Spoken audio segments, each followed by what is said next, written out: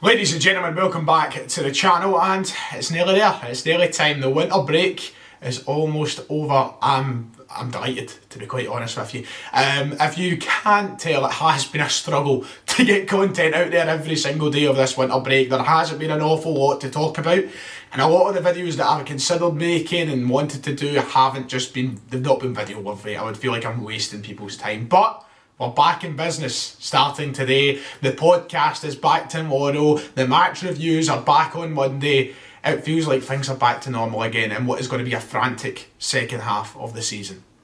The mic's not even on. You bastard. You absolute bastard.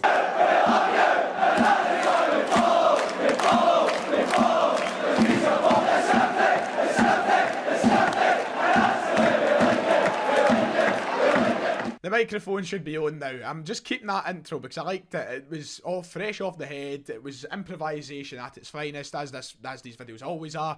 And it's going to stay like that with the camera audio. But the mic's on now, and for more high quality microphone used content, please hit the big red button below. Let's get to 32,000 subscribers. We're almost there. I think we're about 200 odd away or something. It's mad. Please make sure to hit that below.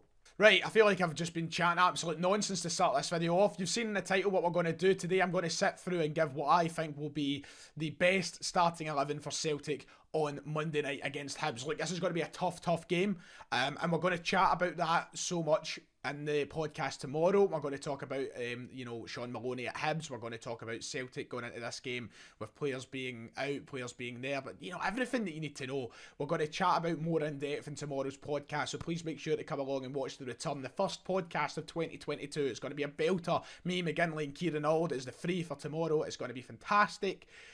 But today I'm going to do my starting 11 prediction because there's a little bit of chat about that, and I've been seeing a lot of predicted teams on Twitter, so I thought, let me join in with mine and I'll do a video on it to see what I think will be the best 11. We know that Kyogo Furuhashi is injured, for example, so who comes in and plays there? It's going to be a fascinating team selection with the new boys coming in. Who will be ready to be thrown right into the starting 11 and who will be maybe put on the bench for an appearance later on in the game? Well, let's find out in my predictions. Of course, I'm not the manager. This is probably not going to be the exact team, but this is what I think the team may be that Ange Postecoglou will field on Monday night. Right, in goals, there's no question about it. And despite a fantastic performance right before the winter break, look, I would love to see Vasilis Barkas get a chance once more. I don't know why I'm laughing. I'm being genuinely serious. But Joe Hart has to be in goals. I've came to the conclusion he's my favourite player on planet Earth right now. I love him. I adore him. And yeah, if you follow me on Twitter, you'll know that I pretty much just think about the guy 24/7, and I'm looking forward to seeing him get back into the Celtic team after missing the last couple of games before the winter break. I hope he's good to go, ready and raring. It's Joe Hart. He's a professional. And look, I think against Hibs we need the best one in goals, and that is him. So Joe Hart, no really any question about that. No surprise as to who I think will start in goals. The back four is where things can maybe change a little bit. Before the winter break, we did see some changes. We've seen Welsh come in, for example. We've seen an alternation, that's not a word. We've seen a sort of change between the full-backs and who played there. We've seen Scales come in, we've seen Taylor. It could be any four, but this is the four that I think will play tomorrow. Right back, I think Josip Juranovic will play there. I think he'll get his position back. I think he'll play where he wants to play. Look, that's nothing against Tony Ralston. I think that you'll find that I'm way over that now. I don't really have the same hatred to Ralston I used to have.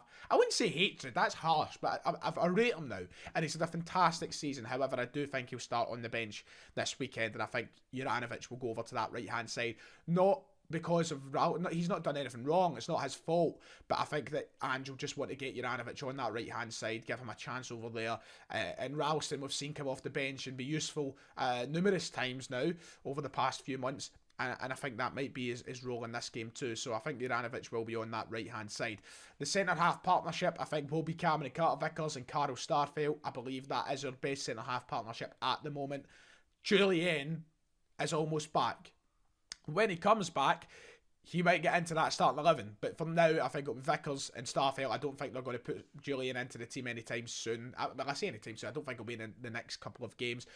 we don't have an exact date as to which game he'll be back. We just know he's training, and we know he'll be back at some point, but I don't think it'll be in the next game or two. I think it will be those two starting out. On social media today, I've seen a lot of criticism of Carl Starfelt, which I find utterly bizarre. I find baffling. People are buying into the same sort of media bias there has been around the reporting of his game. It's like some Celtic fans want him to fail. And I don't understand it. Carl Starfelt's got the highest pass completion rate in the league. He's been a very solid centre-half for us. He's, had a couple of dodgy moments, as you normally get with new players at Celtic. I think he's been fantastic. I really like him. I rate him a lot. And I'm looking forward to watching him grow and develop further as a Celtic player. I think that you should be supporting this guy rather than want to throw him under the bus just because he's had a couple of dodgy moments. Now, it's hard for Starfelt because the moments he has had, yeah, a couple have led to goals. That's happened against St Johnstone, and it's happened on another occasion or so, but it was a real run of form where he was fantastic, and I think we could see that now after this January break, maybe the right time for him to get his head straight and get back to playing his best. But support the guy. Don't be like the media. Don't look at him like that. That's very poor. And at left back, I think it will be Greg Taylor. I think he'll be in that position to start off this second half of the season.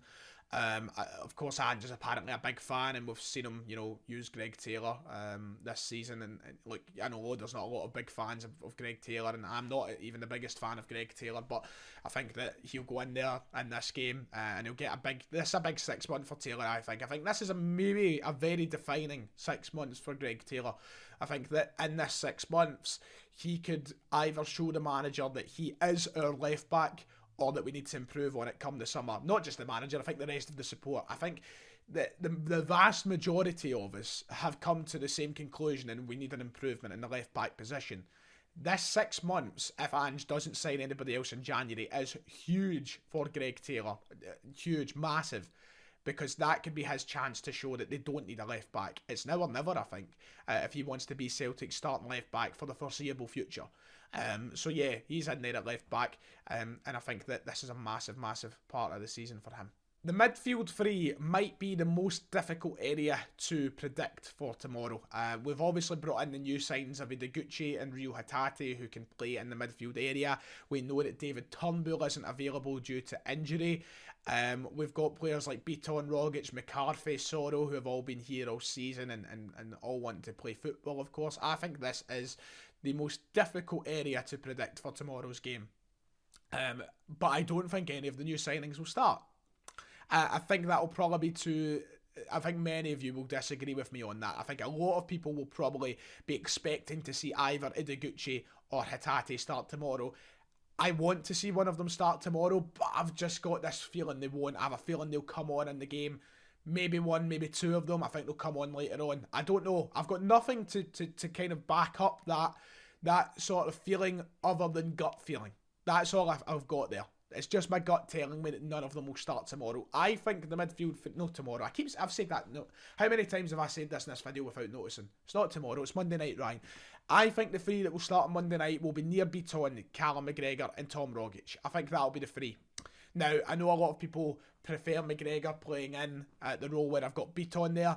I personally think Nir Bitton has been one of the standouts in our last few games, and I would love to see him continue. I would love to see him play this game against Hibs. I think actually against Hibs it's probably better to play someone like Nir Bitton who has played all season rather than maybe taking the gamble of one of the new boys. Now I know gambles can be good, but they can also be bad. I think Nir Bitton, he's a gambler in himself, don't get me wrong, but I think Nir Bitton has shown in the last few games, in the last few months, that playing in that position, his actual position, he can be trusted again. And I would like to see maybe Bitton carry on in that role tomorrow. I keep saying tomorrow, Monday. Look, if Hatate comes in or Ideguchi comes in, I'll be very, very happy with that. I would like to see one of them play. But I think that Bitton in there is a safe option. And McGregor and Rogic are a fantastic partnership ahead of that. There's nothing much I need to say about those two. They've been class all season. Callum McGregor has arguably been player of the season thus far. Tom Rogic has revitalised himself. This is a massive, massive 6 months for him as well to keep that going. But I think that's a midfield three that would be fantastic for this game against Hibs. And I like McGregor. I personally am one of the ones that prefer McGregor in that too. I prefer McGregor being one of the two rather than the pivot guy behind.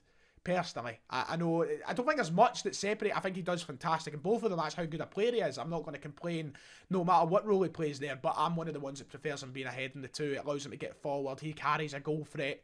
I would like to see McGregor and Rogic.